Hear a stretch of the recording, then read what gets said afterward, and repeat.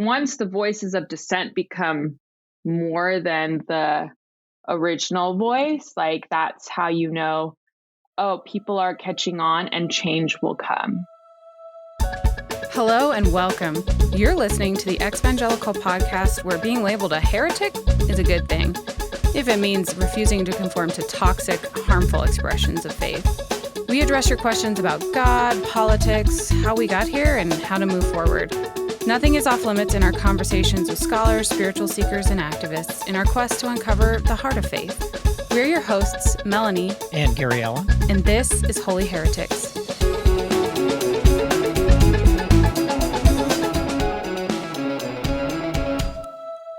Our guest today is someone you might know if you spend a lot of time on Instagram or Twitter. Her name is Kristina Harutoonian, but you may know her better as the DTR blog. And she has definitely been ruffling some feathers lately. She is a spirited and faith-informed writer, speaker, comic, host, and popular online persona. And she is an Iranian-American woman who is unafraid to break barriers and raise tough questions related to topics like trauma, emotional suffering, and the world's longest season of singleness. She holds a degree in global studies, a certification in biblical studies, and is pursuing a master's in social work. She also has an internationally and spiritually informed perspective that is fully attuned to the inner thoughts and struggles of her fellow millennials. Serving as a women's treatment counselor, Kristina longs to see others flourish in true mental, emotional, and spiritual freedom. She's also currently single, if you know anybody. Welcome, Kristina. We're thrilled to have you here today. Thank you. That was so fun. That was the first time I've heard that read aloud. All right. So Kristina, Melanie's told me a lot about you, and obviously just doing my research, you have a pretty huge following on social media. And it's pretty easy for, I think, a lot of us to just think we know everything about someone based on what they post or based on what they're sharing on social. But can you just start this conversation by telling us a little bit about your background and how that led you to starting the DTR blog? Sure.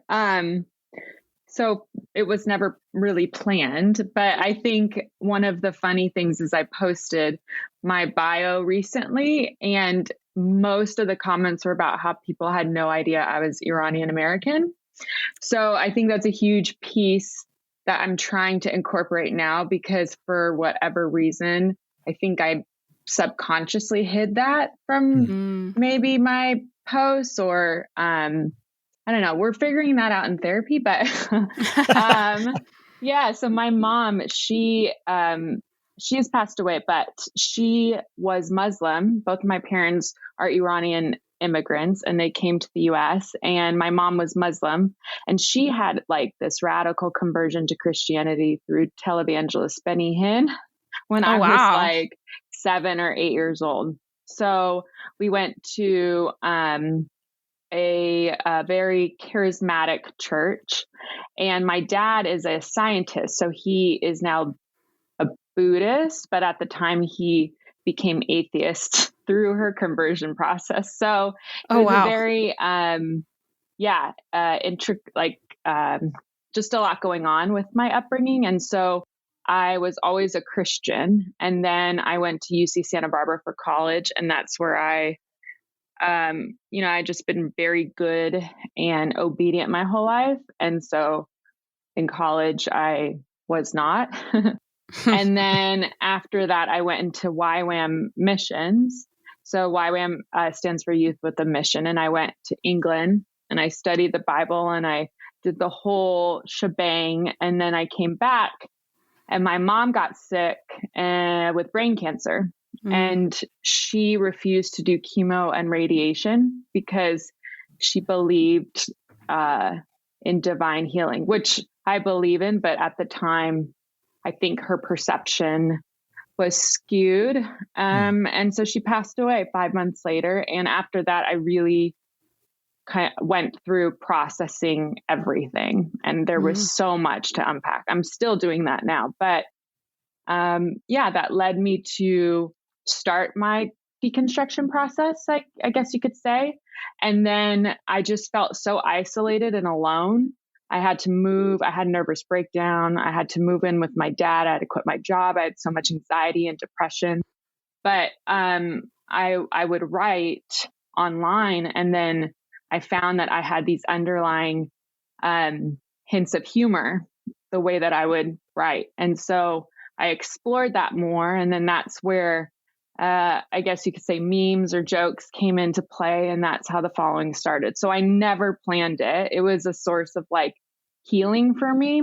And from there, things grew. So That's yeah. awesome. Well, and Mhm. so DTR stands for define the relationship. So Yes. you were focusing on your Christian dating scene, or what exactly was the focus Well, there? it was actually funny because I started it talking about very serious things. So it was like helping people. Now it's so cliche, and I'm like, should I change it? But I'm not. We just got the trademark 4 years later. I'm not changing it. But yeah, I did a play on words like DTR, helping people define their relationship with God, themselves, and others through stories of faith, dating, mental health, and comedy. But I think through the process, I didn't realize that a lot of the healing that I had to do was in regards to dating and church, because that was the easiest thing for me to write a joke about, or for me to write a meme about, or whatever. And so I kind of by accidentally became known as like the like Christian dating memer who's a girl, Who's Iranian? Yeah, but no one knew that. And so then I had this pivot over the course of the last, I would say, year and a half. And it's funny, someone was like, congratulations, you finally crossed over from the basic Christian dating blogger to like, someone who has deconstructed and really asking these big questions. So I was like, thank you so much for noticing. Well, I think people really resonated though with your humor and the things that you were calling out, but doing it in I guess would say a gentler way, or a less direct way. You weren't like, this thing is terrible. You were making Right. jokes about it and getting people to think about it, and they really resonated with that. So what were some of those big things that you really wanted to draw attention to about Christianity or relationships, or how the church handles relationships, all those things? So when I was in YWAM, I almost got engaged to a guy that I had been dating like 4 months on my DTS, and which is discipleship training school, where you're like 3 months somewhere and then you go 3 months to another country as the white savior. So, which now I would say, but at the time I was like, I am the world's gift. I was dating a guy, and he thought that we should be thinking about marriage. So I had been out of the church scene for a while because I had gone to UCSB, which is not a Christian school. And so I was like, oh, this is normal, And then he said that he needed God to tell him by a certain date, like to confirm that I should be his wife. So then we didn't hang out for 2 weeks, or like a week or 2 weeks, because he was praying and I was praying for like God to bring a sign that we're meant to be together. And of course that sign didn't come, and I was devastated, and we broke up. And so when I started to really contemplate and deconstruct how I have been dating in church, the more I would observe things, like I've always been an observer, I would see just how unhealthy the dynamics that are taught of what male and female interpersonal relationship should look like. And I was like, this is actually, we were almost trained to like be incredibly unhealthy. Like the woman is this object that a man cannot stay in a room with without him being some uncontrollable beast. Like I just like for instance with the Billy Graham rule, which is my perception of that. And I understand maybe why certain things were thought to be the way. And when we were younger, just everything, being men and women in different rooms, discussing things all the time. Like, we had no way of knowing, like, as a man, can you explain to me, like, what your life experience like in this area? Like, what is hard for you? Like, it's super helpful for someone else for a woman to understand that, rather than to just separate and be like, you guys cannot be together in any way, shape, or form unless you're getting engaged or you're getting married or whatever. And then you get married, and now all of a sudden you can be alone all the time, and it's not awkward at all. Right. Or like, I can't tell you how many couples I know that got married, and then I get messages. Like, I know what to say now. And they're like, the sex was really, I was like, was it awful? That's fine. That's normal. Like, it's, because they need like Christian sex ed. I don't know. I was like, there is some issues here. So the more I would talk about it, the more I'd unpack and the more jokes, and it would just kind of escalate. But people very much resonated. And now obviously we're seeing a huge, a lot of people talk about purity culture, and we're like, oh yeah, that's what we were raised in, or yeah. Mm-hmm. It's interesting that it seems a lot of us have different entry points to the deconstruction process. And it sounds like yours was around relationships, dating, singleness, sexuality, etc. If my assumption is correct, and that was kind of your entryway, what did it lead to? What other areas of faith or spirituality did you begin to deconstruct after that? And then how did those changes in beliefs or perceptions shape and change your life in general? Yeah. I think mental health was a huge piece. My mom thought that depression was a sin. Even when she was sick with cancer, a lot of her church peers prayed for her to repent of sin. And so I knew that I wasn't healthy. I got a therapist, but I got a therapist outside of the church, which I think for me was the best thing I've ever done, because there was no bias. Like any good therapist, they support your core values and your beliefs and your faith. They want that. They believe in, the power of somebody being able to release something to a quote unquote higher power. But in my family, for one of the reasons my dad, he like rejected all things church was because they tried to force my parents who were divorced most of my life, to go to couples therapy in a church.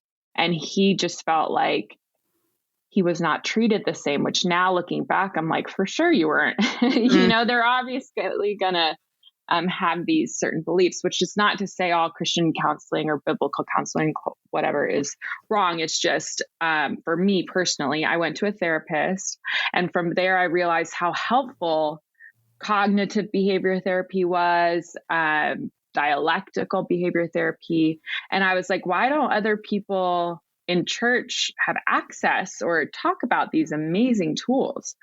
And I explored that more, and I found people who did and who had been, and it opened up a different world for me. And then obviously now I work in that field and I go to school to better learn that. But I think I deconstructed the whole mental health aspect of, you have to be happy all the time, or Christians are the happiest people in the world. And I was like, that's not really my experience. What I found is everything I was taught is you have to be black and white. And in therapy, it's like the biggest thing you are trying to stay away from is black and white thinking. And I was like, I've never heard of this stuff before. So from there, then I would listen to more of my peers, and I would listen to my Black friends, and realize that they have experienced so much,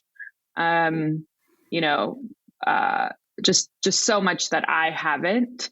And then how that led to, the way that they've been treated in church, just everything. And so I got to a place where I was like, I feel more passionately about speaking out about these different things now, more so even than dating. It's funny that you mentioned mental health, because I just saw on Twitter today a pastor saying you probably don't need therapy or medication. You probably just need to repent of sin. And it's like this idea is going strong today still. And it's crazy. I mean, how many people is it hurting in the process? It's mind blowing to me that we would make it such a simple thing when it's really not. I mean, mental health is like one of the most complicated things you could possibly talk about. Right. And we barely know anything about how our brains work. So we're just learning. Like PTSD was a diagnosis that came about in the 80s. That wasn't even, it didn't even exist before that. That's PTSD, like war, like, so, now there's a huge conversation with, abuse in the church. And Diane Langberg is a psychologist who's now people are now listening to her. And she's correlating how a lot of the same symptoms correlate with people who experience abuse in the church and PTSD. And I know that that's true. Like, that's a lot of what I witnessed. I experienced certain things. And Pastor Gabe, who said that, who had trolled about the, prescriptions and stuff, he needs to become the minority voice. Like, he needs to become the group where it's very clear, like, oh, you're just, you just haven't learned better, but that's fine. We don't need to even acknowledge or listen. That's what I feel like. Yeah. When I think too, so often pastors are probably the last person you need to go to if and when you are dealing with emotional or physical trauma or depression or anxiety or suicidal ideation, because so many of them, frankly, lack the tools and the training and the technologies to even understand what is happening. And they drift back to sort of the binary. Well, if you're a good person and a righteous person, this wouldn't be happening. So you must be sinning. It's like, no. We covered this in Job, right? Yeah, like, I was going to say. We've moved beyond this, right? And you haven't. So you no longer earn a right to talk at the table. Like, you can have your thoughts over there, but we're not going to listen. And I think we have to embolden ourselves to just say, no, these voices aren't safe, and I refuse to listen to them anymore. Yeah, I think that that's huge. And I think we are making progress, but I do see places that we're almost backtracking. It seems with like the level of Gabes that are kind of rising up together and going against all these wonderful new notions of science and faith are good together, and different things that have been explored and validated through everyone's experience, especially recently. I think go ahead. I'm sorry. Have you noticed, and this is going to be an incredibly simplistic assumption, but have you noticed that there is a type to these quote Gabes that are out there? I mean, I at least on Twitter see that I could almost tell you someone's theological background based on their personification. There's sort of this neo-reformed, neo-Calvinistic white male pastor voice that is, as you just said, like finding a resurgence on Twitter. And man, they are vocal. They are mostly pretty mean and so binary in their thinking. Is that too simplistic of an assumption based on some of the conversations No, we've seen? I think that that's fair. I think it's even beyond that. And we found that in the evangelical church, because how has all this stuff been hidden that people knew about? So you're like, oh, okay. It's definitely that person. But I think it's more than just that person. I think it's a lot of leaders in the church, and those voices are the ones that are more so dangerous, in my opinion, because they're charismatic and the way they speak. They are very wise in manipulating people through words. They know how to do that. And Diane actually says this in her most recent book. And she says that we have been in the industry of hiring pastors because of their charisma and their way to draw an audience and the inflection in their voice. They know how to use all of that, right? There's definitely the pastor persona for sure. Yes. Right. And she is trying to make the point that theologians, real theologians, have never supported these people, but the general church population of churchgoer has, because we were, in the evangelical church, we were especially attracted to that. And that's what was promoted and all around us and grew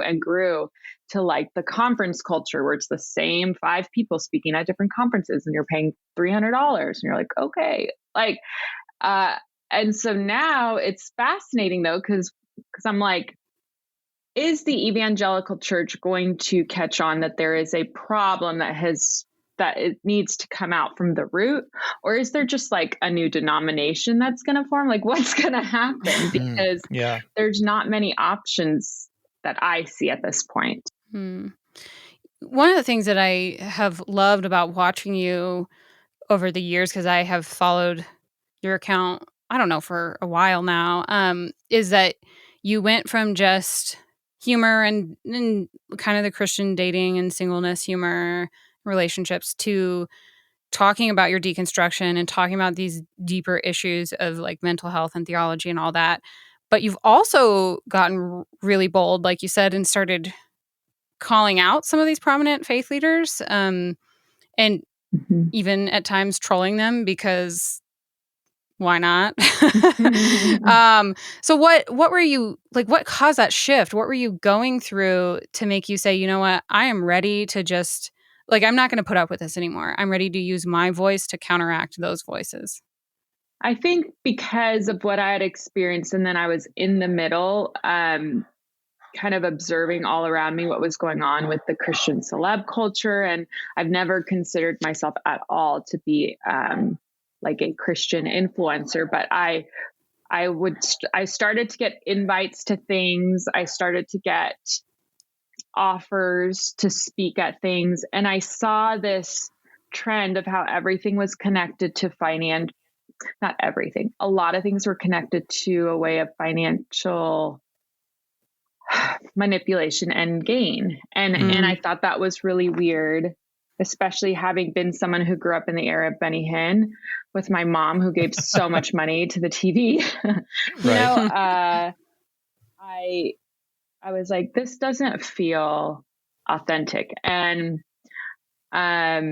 with President Trump, I saw this like undying allegiance from these leaders that I had respected. And I saw that they would post very strategically. Like I know how this works. And they would post in a way that made you feel like you can't ask questions. You just have a blind support. And that was a huge red flag, because my father always told me, like, you always ask questions. You never stop. That's like, why would we tell a child there's no wrong question? Ask questions. And then as an adult, it's like, don't ask, just follow.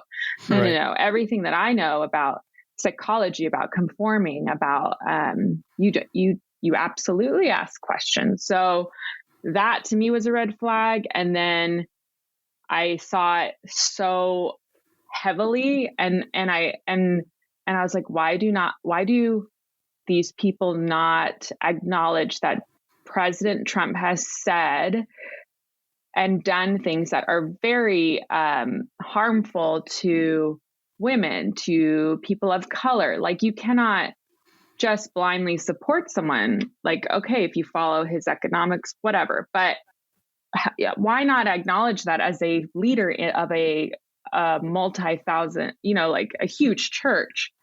And so I just got to the point where I couldn't take it anymore. And I was like, I need to say something, because I could just tell people were afraid to say something against Trump in that world. They didn't want to, it was just not, it didn't feel very common. So I followed the people who had before me and who were doing it. And I wrote a blog post, and the level of verbal attack that I got in the comments and in DMs and attempts of manipulation to silence me was crazy, but I expected it. So it didn't like I lost, I think 3,000 followers, but I was kind of happy because why would I want them to follow me anyways, you know?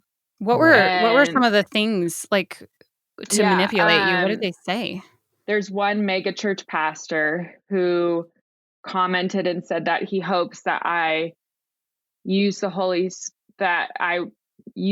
Spirit to pray for Donald Trump instead of use my words to hurt him. And all I had done, I wrote a post that was very, almost like a journalist. Like it was very, these are the things that I have seen. This is reported here, this is on recording here. This is what he said here. This is what he tweeted here. And this is what I believe Jesus taught me and who Jesus was. And this is what I believe Jesus stood for. So this is what I believe is what's going to unfold. I didn't even say what I was really thinking. I did now, you know what, I've said a lot more now, but, and so to that pastor, I commented and said, well, thank God that I already have the Holy Spirit. And so and there were a lot of people in positions of power who they would make comments like that or DMs or whatever to like try to make me be afraid, I don't know, silence me. And the more that I saw that, the more it just urged me to speak out more. Because if they're doing that to me as someone who like has a little bit of a platform, who are they doing that to that is more vulnerable? Yeah. You know, I've experienced that as well. When I first kind of started deconstructing my faith, one of the things that I struggled with was the notion of violence. And so I started blogging about nonviolence and wow, it does feel like Jesus was pretty nonviolent. And I can't tell you the amount of hatred that I received from former friends, from former colleagues. I had two people where I used to work at a Christian nonprofit in Colorado Springs, a big one that everyone would know, who went after me in a belligerent way and basically said they wish that my wife would be sexually violated, that my kids would be attacked, because then I would know, you know, that violence is the only way, that you can't not return evil for evil. And these are people that I worked with at a mega Christian evangelical institution. And, you know, when I began to see that, and I'm sure you've even experienced it, you know, ad nauseum worse, that there's a level of fear and anxiety and anger of like anyone who does not conform gets the wrath. And, you know, it was just like, wow, this is not a safe place to be. These are not safe people on any level. Now, where do I go? Because this is the only world I've ever known.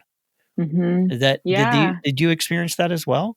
Yeah, it's super relatable. I think a lot of people are on that middle ground of like, I wouldn't consider myself evangelical, but I certainly do not correlate myself to evangelicals right now. So where do I fall? And there's there's just going to be more people.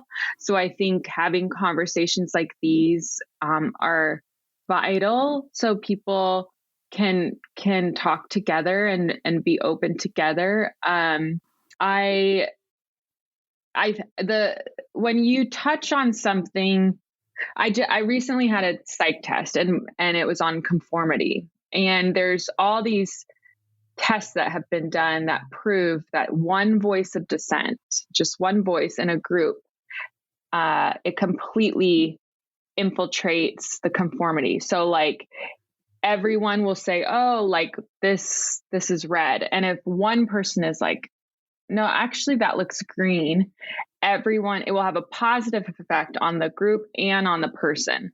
Whereas ostracizing, which is like leaving people out, it's one of the most damaging things that can be done to someone's like self. Like the brain responds, does it know the difference between physical pain and emotional pain, basically. So I think that if you are doing something right, you will get crap for it. But knowing you are that voice of dissent is a very empowering place to be, because you will get people that'll be like, thank you so much. I was thinking this. I just didn't feel like I could say it. I can't say it in my church. I will be left out. I'll be asked to leave, whatever. But once the voices of dissent become more than the original voice, like that's how you know, oh, people are catching on and change will come. And in history, that's how it's happened. And so with the church right now, there's so much rampant abuse and scandals that have come out. And I try to write humorously about things, but it is becoming harder, because you're like, this is just not funny at all. But how can I word this so people will like open up and talk about it? And we're at a place where it's like, you can't not anymore. But even there are leaders who are still not, especially like with the Robbie scandal, for instance. People are just not saying anything and then continuing on. And I'm like, excuse me, you were at his funeral. You posted all this stuff. Like, you need to say something. Yep. Or they're continuing to sort of softly backpedal and softly defend. I mean, I saw a post this weekend from a predominant evangelical voice that basically just called everything Robbie did a sin, and it seemed to assume that everything that happened was consensual, and so we just have to guard our heart. And oh my gosh, and this was someone. Well, yeah, go troll them. Yeah, and it was someone I used to work for that I have deep respect for, and I couldn't help. I had to say something, and I had to get on and say, I know this is probably not what you want to hear, but I have to say something, because you've just silenced an entire generation of women. So I want to kind of change the subject. Thank you for doing that. But you know, I think the hard part is, we see it. You know, women really see when a man goes against that grain, because there were way too many posts there were way too many posts that were like, it could have been any of us. I'm like, what? Right. No, not all of us are abusers. Actually, you'd be in jail. So right. Exactly. Right. So, what I love about what you're doing is you're starting a different conversation, or at least changing the conversation around kind of satire and humor, which is an incredible gift, because I think so many of us, you know, we see something like that and we just want to lash out and attack. Has that been something that you've been able to kind of fine tune over the years? Like, ooh, I found my voice and I found a way to confront lies with truth, but just using humor. I mean, that's a pretty rare gift. Oh, thank you. I struggle a lot with imposter syndrome, not gonna lie. Because I never took comedy classes. I did one master class with Steve Martin, which was the best thing I've ever done. It was like $50, but I've just been an observer and a reader. And I look back at like my first joke and I'm like, oh my God, that's so embarrassing. But I think you always do that, you know?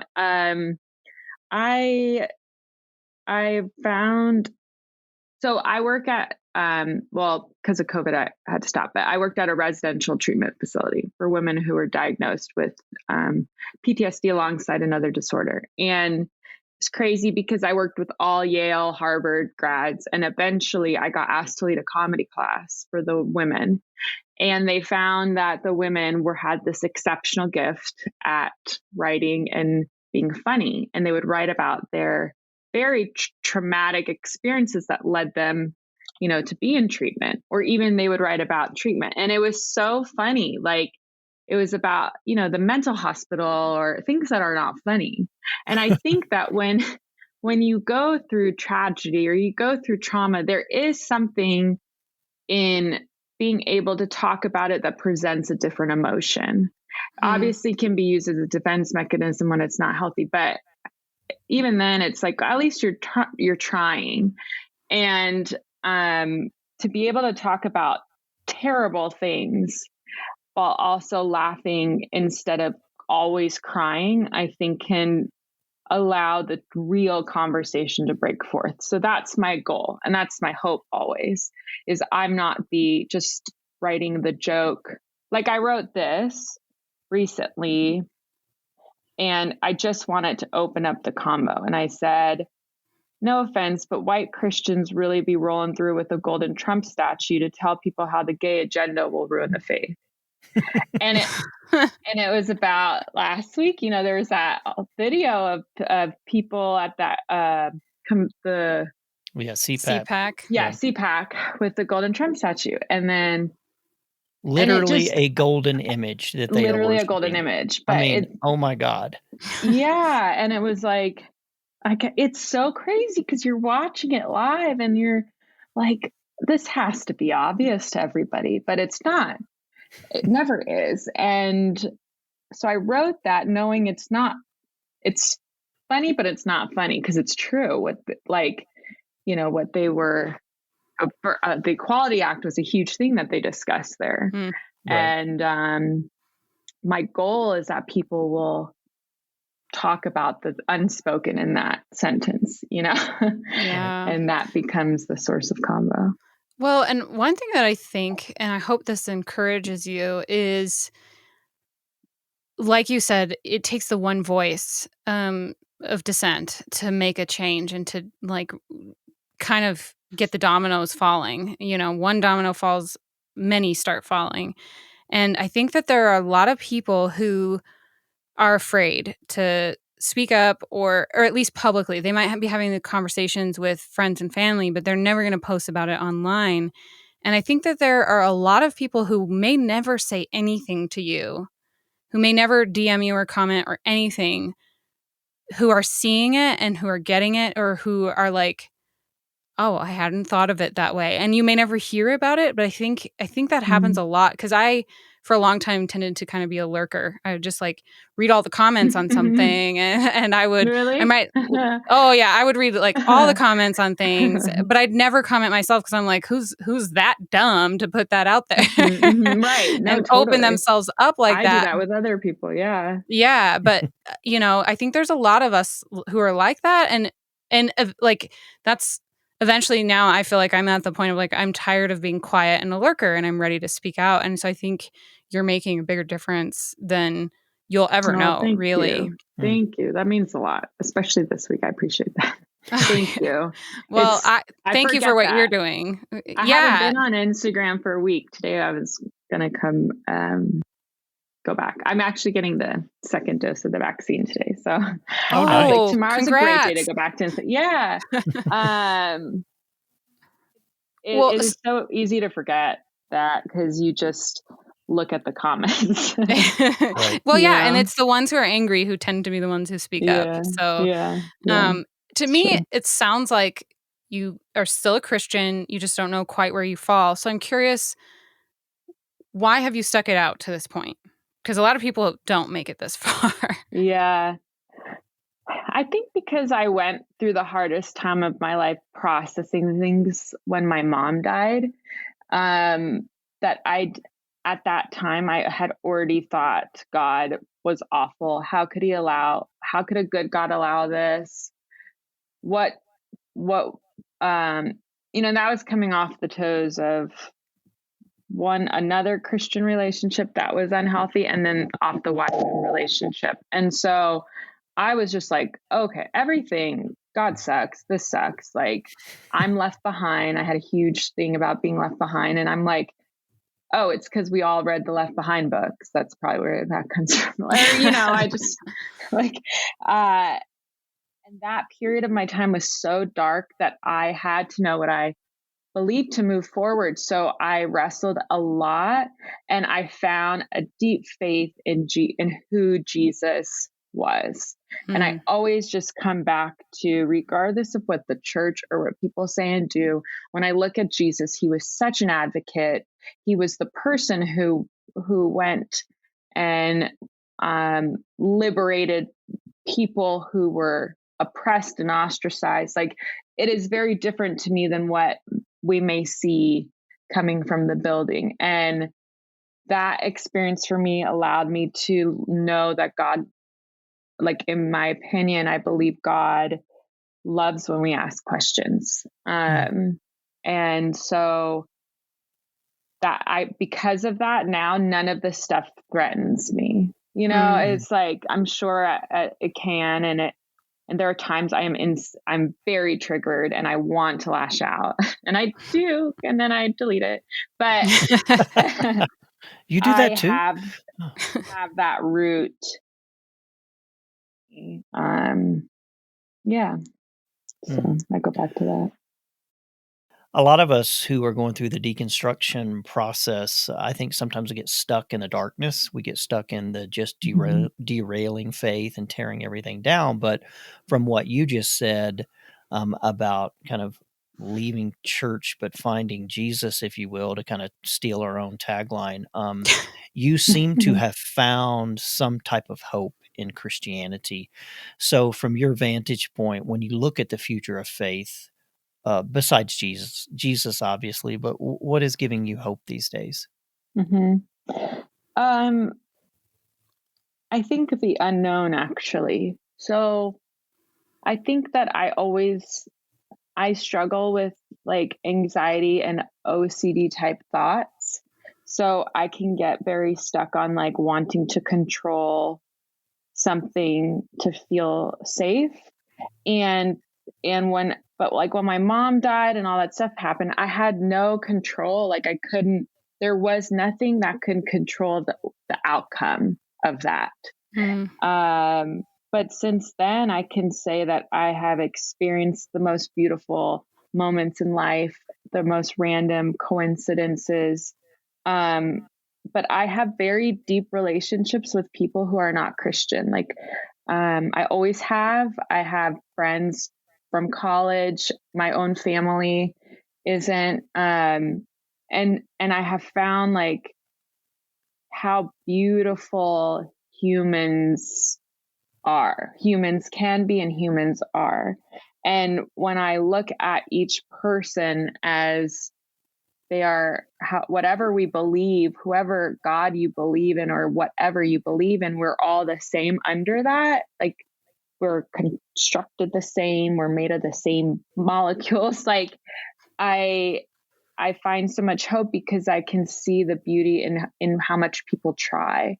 And I tend to surround myself with really good people, safe people who will call my own stuff out, but, good people. And so when I see that, I see like, COVID hit Iran way worse even than it hit the US.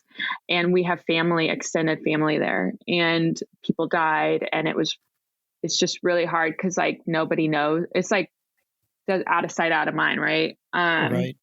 But I have read all these studies, and I've heard the whitest American say that the largest underground church right now is in Iran, and it's led by women.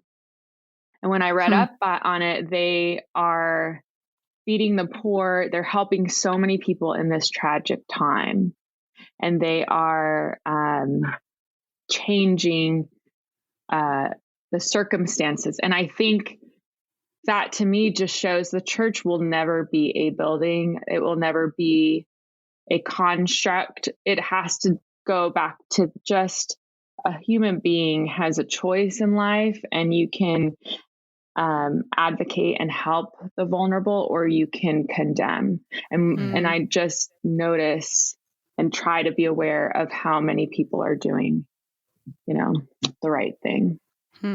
That's beautiful. Yeah. It's really beautiful. All right. That was the last question we told you we were going to be asking you, but we actually want to ask you some fun ones, if that's okay. Okay. All right. Okay. So just we'll ask the question and don't think about it too much. Just answer with what pops in your mind first. All right. So the first question is, what's the weirdest DM or comment you've gotten since starting the DTR blog? I got a DM. Okay. It was a girl who stole a white fox from like some zoo somewhere in another country, brought it to the US, had it in a mansion in Beverly Hills. And this group of people asked if I could help post to bring awareness to get the fox free. And I was like, I'm going to hand this off to another organization. I just was like, I can't care about everything. Oh my God. Yeah. That's amazing. Yeah. That's I don't even think I have another question because that is just so random. Wow. I mean, okay, so what's one thing you're looking forward to do once things return to kind of semi-normal post-pandemic? I can't wait to get back to work in person. So I am thinking and trying to plan a move to Nashville. I'm currently in Los Angeles, and that got put on hold. But now that I'm getting vaccinated and my family is, I feel like that is something that is in my future. So I'm excited to do that and start work over there. Yeah. Okay. What is one show or movie you could watch over and over again and never get tired of? Oh no. I am a Real Housewives Oh, interesting. franchise. Yeah. I watch New York and I watch Los Angeles. So I love watching them. No Atlanta? And You're hating on Atlanta? I try to limit how much of it I watch. So like, and Southern Charm. It's so bad. I do love watching them. I do like reality TV sometimes. It requires no mind power. And then I'm like, well, my life is more normal than theirs. So I feel bad about myself, basically. Hey, I'm a Bachelor fan, so I cannot judge. All right, so despite all of that, what's something else that your followers might be surprised to know about you that they don't know?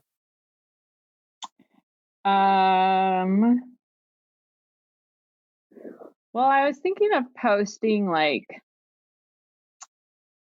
a Persian party and just showing like they have no idea, So like the food, the people dancing, like women yelling, the This is tequila a party? shots.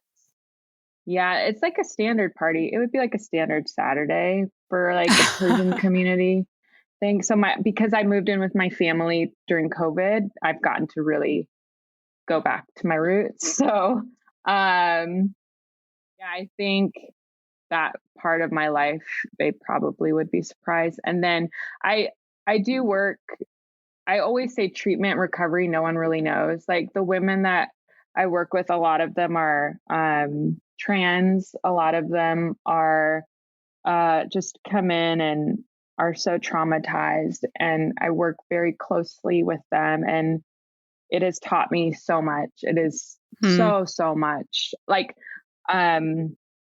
one trans woman, she wrote a poem when she left treatment and she completely changed. Like it was so beautiful to watch. And she said, I will always love the church, even when the church doesn't love me. And I literally was like bawling. And that everyone is like, that was beautiful. And I was like, no, you don't understand. She's right. Like, so yeah, the ins and outs of my life, I think are actually very different than what people perceive. But yeah. You're not like living in an influencer house and making videos all day long. And... Yeah. No, you guys, I'm poor. Okay. Last question. Yeah. And this is the one I've been waiting to ask you because I really want to know. Out of all the evangelical leaders you've called out or trolled on Twitter, who was your favorite and why? Dave Ramsey. Yes. Oh, yes. I think because I called him out a long time ago and people were like, you can't call Dave Ramsey out. He's too loved. And I was like, Dave Ramsey, I am, no, like, right. I'm not sure. Anymore. No, not it. Well, I know you would think. Thanks to you. But the, him trying to sell his $15 million house and not allowing photos of the inside to be posted on Zillow was the funniest it was like handing all of us content, all of us funny people content. I'm like, come on, Dave. So then people were like, oh, it requires an NDA to go inside. And I'm like, this just covers all the things. So that was funny because he had blocked me. And I was like, well, we'll just show that you blocked me alongside all of this. So I think that was just a fun one. It was a little vindicating. He blocked me a few years ago. So Did he? Yeah. I got a ton of messages. He blocks a lot of people. Yeah, he and Eric Metaxas are my two favorite blocks. Like, oh, good. Thank you for eliminating me from your world. I know, it's kind of nice. You don't have to do your stuff. I know. Well, this has really been a lot of fun and also enlightening, I think, not just about deconstruction, but just all the conversations that so many of us are having and how to respond to them with grace, with a little bit of humor, with a little bit of satire. So for anyone who wants to know more about you, where can they find you and all your online escapades? Thank you. This was I feel like I could just be very honest and free with talking with you both. So I appreciate that. You can find me on @the DTR blog on Instagram, Twitter, I think, TikTok. I will be announcing some new fun things as I work towards publishing a book that maybe will one day come out. So Instagram and Twitter are my most known right now. Ooh. Yeah. Oh, well, I'll be looking forward to that if it ever comes out. And you definitely check her out because she's worth following, and she adds that humor to your day because sometimes the days can be so serious and so but it's worth following her. So I will make sure to link to all your stuff in our show notes as well so that anybody can find you there too. Awesome. Oh yeah, I do have an actual blog. Oh, true. Yeah. That is where it started. What's the address for that? The DTRblog.com. Yeah. All right. I'll link to that as well. So thank you so much, Kristina. We really appreciate your time and your insights and your wisdom. And it was all very fun. Thank you. Yes. Thanks, Kristina. Thank you, guys. You guys, do yourselves a favor and follow her on Twitter and Instagram right now. I've been following her for years, and she just has such a great balance between humor and seriousness. And I really love the gracious voice she adds to the struggles and questions that so many of us have. You can find show notes and the links to her profiles at holyheretics.org. And in next week's episode, we're switching gears a bit and talking to Father Brendan, who is a priest and a monk with a twist. And we're talking to him about faith, the Bible, biblical literalism, and more. So it will definitely get you thinking. You don't want to miss it. Make sure to subscribe. Don't forget that you can support our work by going to patreon.com/holyheretics. We are in the process right now of developing content exclusively for Patreon supporters, so you don't want to miss that either. Have a great week. This episode was produced by the Sophia Society. Music is by Faith and Foxholes, and sound engineering is by Joshua Mudge.